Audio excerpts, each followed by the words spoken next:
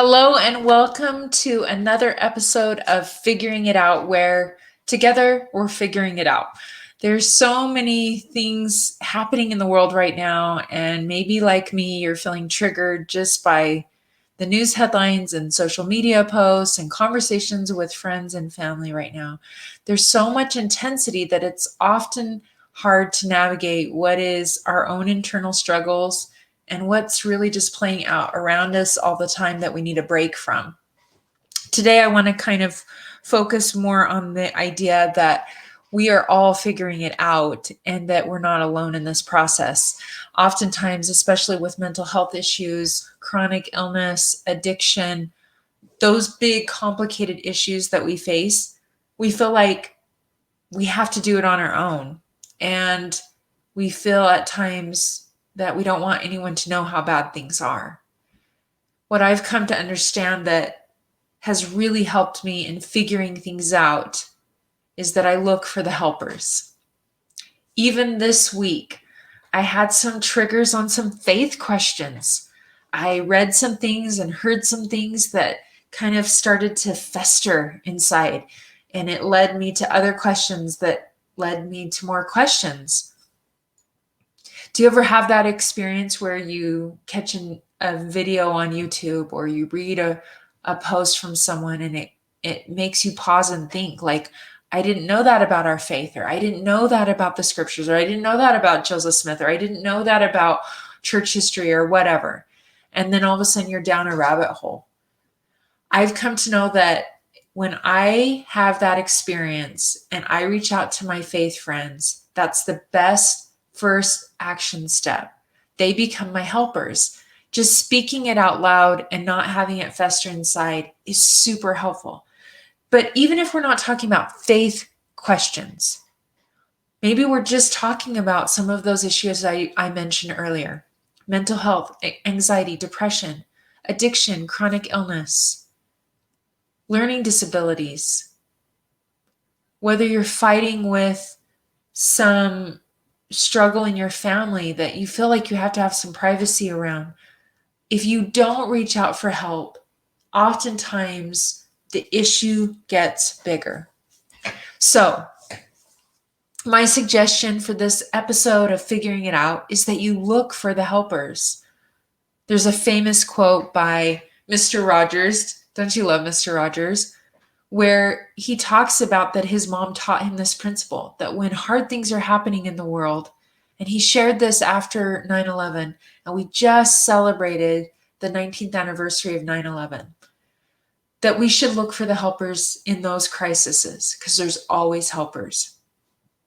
It reminds me of one of my favorite stories in the Book of Mormon, and that's of Alma and Amulek. If you'll recall, Alma goes to preach to the people in the city, and he's not only rejected, he's abused, he's bullied, he's treated horribly, and he's exhausted, he's tired.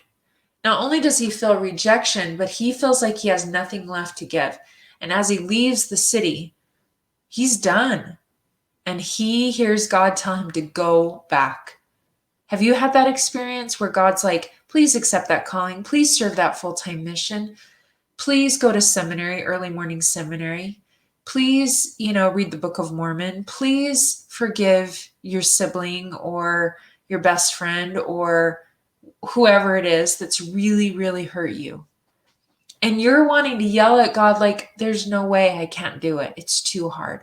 I can imagine that's how Alma must have felt. What the scriptures tell us is that he went in back to the city in a new way, in a new place, in a new direction.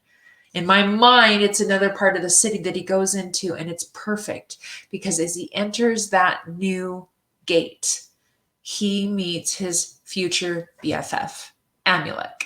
And Amulek has been perfectly prepared to be the helper in Alma's life. He's of high esteem in his community. He has money. He's successful. He has influence. And he has already been prepared in his heart to have a testimony of what Alma is sharing. And he invites him to his home, and he feeds him and supports him and allows him to rest. And he gives him that kind of coverage that we often need. He is such a support that they then become mission companions and best friends, and they serve in very profound and successful ways together. What I also love about this friendship is that later Alma becomes Amulek's support because Amulek loses everything because of the gospel. And so often when we're looking for the helpers, we feel insecure about being vulnerable and admitting that we need the help, that we're struggling because we feel so much better when we're the helpers. But what I love this story teaches us is that the help and the helper switch, and that healthy relationships are just like that. That sometimes we're the one receiving and sometimes we're the one giving the help. I love that if Alma had said to God, "No, I'm traumatized. I don't want to go back. Those people are horrible and mean. You've asked too much of me," he would have missed out on the biggest relationship of friendship that I can think of in the Book of Mormon. He would have missed out on meeting his BFF. So I wonder if there's a lesson in that for us. Sometimes God is trying so hard to answer our prayers, but it's often through other people. And if we don't admit when we're struggling, then maybe God, who's hearing our prayer, trying to answer our prayer, can't reach us because we won't open the door or go back another way. I recently started watching an endurance race show on one of the platforms where you can stream. And the very first episode of this show is depicts one of the teams. There's 60 teams, I believe. And the rules of this game are all 4 members of the team have to finish together. If one member of the team drops out, the whole team is disqualified. So the rule is they have to stay together. And this one team starts out and they are like booking it. And they're professionals. They've been in endurance races together. They have their act together. They're the ones that if you were going to really guess and make a bet on who's going to win at the end, you would think they would. But one member of their team, I think even the captain of the team, they just push it because the first part of this race is rowing and they're out on the open sea and they're just using all their energy and he gets severely dehydrated and can't recover. And over a 24-hour period, every stop they can make, they really get behind in the race. They give, the other team members give and share of their food. They do everything to help him. He strips down, he takes a nap, they rest for periods of time. They share their food and water with him to try to get his body temperature to regulate and to help him. But he cannot recover. Now, remember, if one member of the team, quits, the whole team is disqualified. And there's one point in this very first episode, and I just talked about this on an episode of The Middle that I released for my show, The Middle, about depression and anxiety. They tie a rope around the waist of this man. Now, the rope isn't tight. It's not like they're dragging him, like a sack of potatoes down the road. But it's almost symbolic. It's almost so loose that you're thinking, how is that helping at all? But they are literally like, the rope is around this man's waist and it's super loose. And one of his team members is holding the other end of the rope and it's super loose in his hand. There's no pulling. There's no tension at all on the rope. It almost is just symbolic. And they just keep him walking and walking and walking. And it's slow. And it's slow going. Another 24 hours pass and he starts to regulate in his temperature and he starts to recover. That image of this team member, saying basically, I'm not letting you go. I'm not letting you go.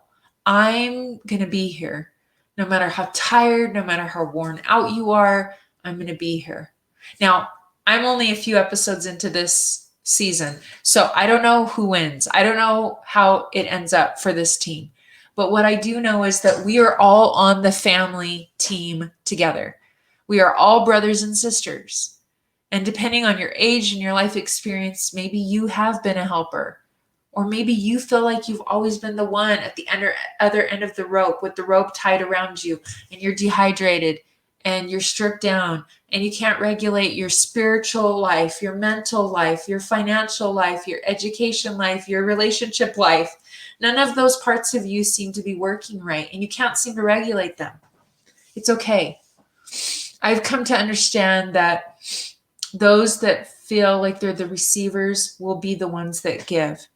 And I know that whether it's mental health issues or a faith crisis or financial struggles or addiction, that there are always helpers, like Mr. Rogers says, around us. We just need to look for them. And maybe God is saying, go back another way.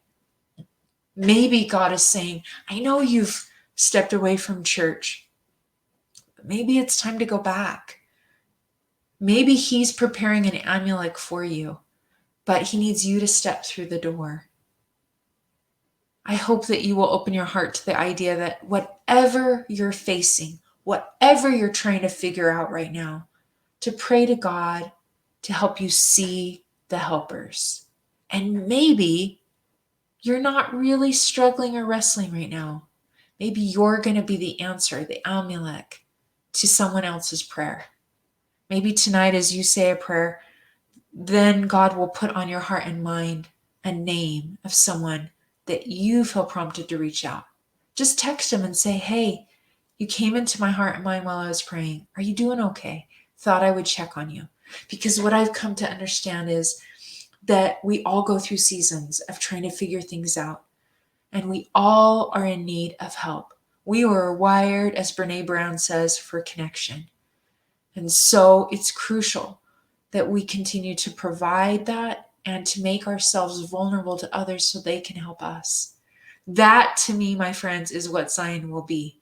It will be that your heart and my heart will be one. Our hearts and our minds will be one. It's because we won't be hiding our hearts and our minds from each other. So my invitation to you is reach out and look for the helpers. They're there. You may just have to go in another way. And we'll see you again soon on the next episode of Figuring It Out. I'm Ganel-Lyn, your host.